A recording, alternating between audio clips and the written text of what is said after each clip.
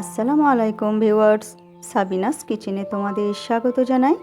এই রকম Bengali style মোচার রেসিপিটি যদি ভাতের সাথে থাকে তাহলে পুরো দুপুরটা জমিয়ে যাবে। Yes.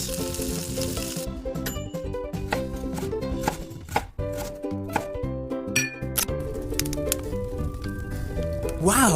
চুলায় কড়াই বসিয়ে পানি দিয়ে তাতে লবণ আর হলুদ দিয়ে আমি মোচাটাকে ভালো করে ছাড়িয়ে পরিষ্কার করে কুচি কুচি করে দিয়ে দিচ্ছি। মোচাটা আমি ভাপিয়ে নেব, নাহলে কষ রয়ে যাবে, তাই ভাপি নিয়ে পানি ফেলে দেব। এদিকে আমি মশলা করে নিচ্ছি।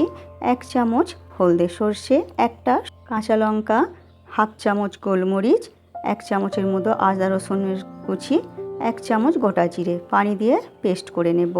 এখানে কাঁচা লঙ্কাটা অবশ্যই দিতে হবে, নাহলে সর্ষে তেতো লাগবে। এদিকে ভাপানো হয়ে গেছে, পানি ছড়িয়ে নিয়েছি মোচার। কড়াইতে অল্প করে তেল দিয়ে মোচাটা আমি কিছুক্ষণ ভেজে নেব। ভেজে নিয়ে এরপরে মোচাটা আমি নামিয়ে রাখবো। নিয়ে আবার আমি কড়াইতে তেল দিয়ে দিচ্ছি। দিয়ে ছোট ছোট করে আলু কেটে আমি এবারে কড়াইতে দিয়ে লাল করে ভেজে নেব।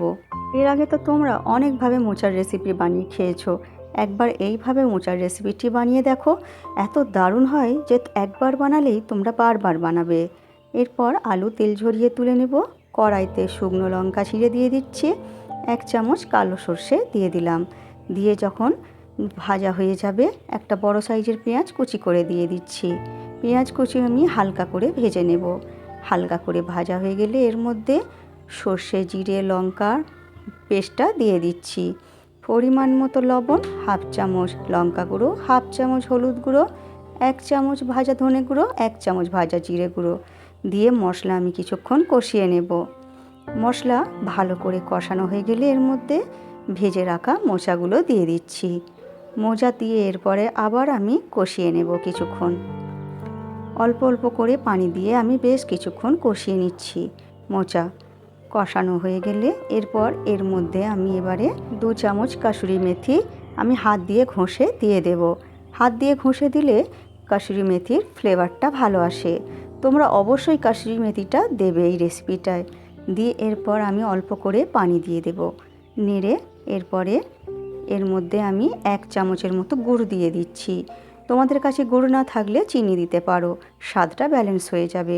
এরপর ঢাকনা দিয়ে হতে দেব। যখন এই রকম মাখা মাখা হয়ে যাবে তখন আমি নামানোর আগে হাফ চামচ ঘি দিয়ে দিচ্ছি। ঘি দিয়ে ফুটিয়ে এরপরে নামিয়ে নেব।